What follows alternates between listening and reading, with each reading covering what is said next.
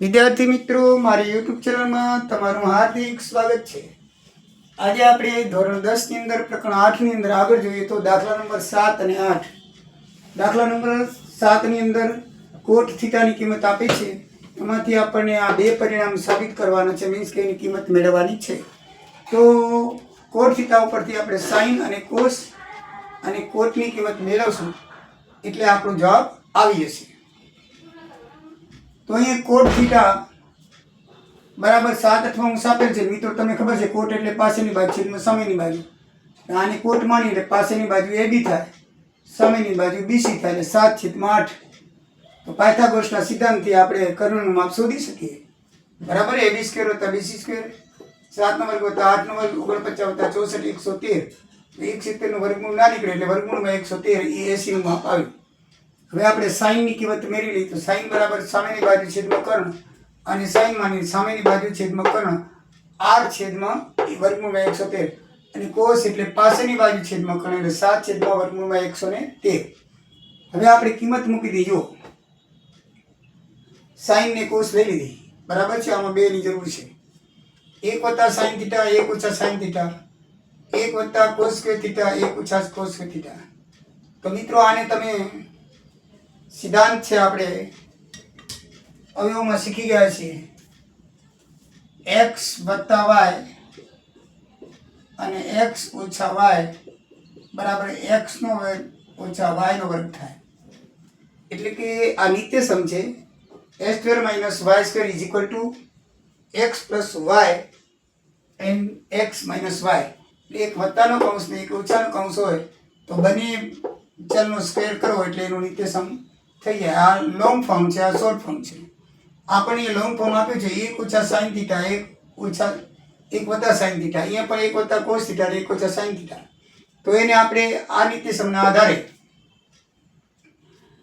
1 નો વર્ગ ઓછા sin નો વર્ગ થાય અને 1 ઓછા cos નો વર્ગ થાય.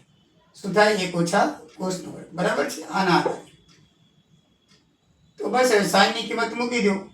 sin ની કિંમત કેટલી છે? 8 વર્ગમૂળ 1 8 વર્ગમૂળમાં 113, cos ની 7 વર્ગમૂળમાં 113. અંશ અને છેદમાં અંશ છે 1 - 8 વર્ગમૂળ 113, 1 - 7 વર્ગમૂળ 13.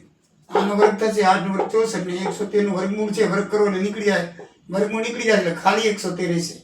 એવી રીતે 7 નો વર્ગ 49 આવશે અને 113 નું વર્ગમૂળ નીકળી જશે એટલે 113 થશે. વર્ગમૂળ 13 ગુણ્યા વર્ગમૂળ 113 તો 113 થાય. વર્ગમૂળ 2 ગુણ્યા વર્ગમૂળ 2 એવી રીતે. બરાબર છે. વર્ગમૂળ નીકળી જશે. હવે 113 માંથી 113 = 113 લસા કાઢી 113 - 64 અને 113 - 49 આવશે. તો 113 માંથી 64 જાય તો 49 અને આમાંથી 113 માંથી 49 જાય તો 64. તો આ બે છેદ ઉડી જાય, સેમ છે એટલે 49 64 અંશ જવાબ આવે. કેટલો આવશે? 49 64 અંશ આવશે. હવે આપણે કોટની કિંમત, કોટ થીટાની કિંમત જોઈએ તો કોટ બરાબર અને કોટ માનીએ તો પાસેની છેદમાં સામેની બાજુ AB છેદમાં BC 7/8 બરાબર 7/8. તો કોટનો વર્ગ કરવાનો છે તો આનો પણ વર્ગ કરવો પડે. તો 7 નો વર્ગ 49, 8 નો વર્ગ 64. એની પણ જ કિંમત આવી 49 64 49 64. તો બે ની કિંમત આપણને આવી ગઈ. બરાબર મિત્રો, આ અપૂર્ણાંકમાં છે ગભરાવાનું નહીં, ખાલી લસા છે. અહીંયા અપૂર્ણાંક વર્ગમૂળ નીકળી જાય છે 113 થઈ જશે. પછી તો ચોથા પાંચમા વાળા લસા ગુસા છે. બરાબર છે. હવે 3 કોટ a બરાબર 4 હોય તો નક્કી કરો કે આ બરાબર આ થાય કે નહીં. તો આ તો તમને ખબર છે 3 કોટ બરાબર 4 થઈ જાય તો કોટ એમને એમ રાખીએ ને ત્રિગડાને અહીંયા છેદમાં લઈ આવે એટલે આપણે અપૂર્ણાંક રૂપ થઈ જાય. કોટ a બરાબર 4/3 થાય. હવે કોટની કિંમત એટલે પાસેની બાજુ છેદમાં કર્ણ AB છેદમાં BC. તો પહેલી ઉપરનું AB કહેવાય 4 અને BC 3 કહેવાય એટલે AB આવશે 4 અને BC 3. પાયથાગોરસના સિદ્ધાંતથી કર્ણનું માપ શોધ્યું તો કેટલું આવ્યું? 5. 4 નો વર્ગ 16 ને 3 નો વર્ગ 9, 16 ને 25 નું વર્ગમૂળ 5. હવે આપણે કેની જરૂર છે? tan ની, cos ની, sin ની. એટલે tan એટલે આને tan માનીએ, સામેની બાજુ છેદમાં પાસેની બાજુ 3/4.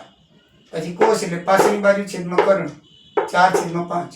sin એટલે સામેની બાજુ છેદમાં કર્ણ 3/5. ત્રણેયની કિંમત આવી ગઈ મિત્રો. તો સૌથી પહેલા આપણે આમાં કિંમત મૂકી દઈએ. આમાં 1 - tan², ડાબી બાજુ લઈએ 1 + tan². tan ની કિંમત કેટલી? 3/4 છે એટલે ટેનની કિંમત મૂકી 3/4 માથે વર્ગ. અહીંયા પણ ટેનની કિંમત મૂકી દી 3/4 માથે વર્ગ. બરાબર છે.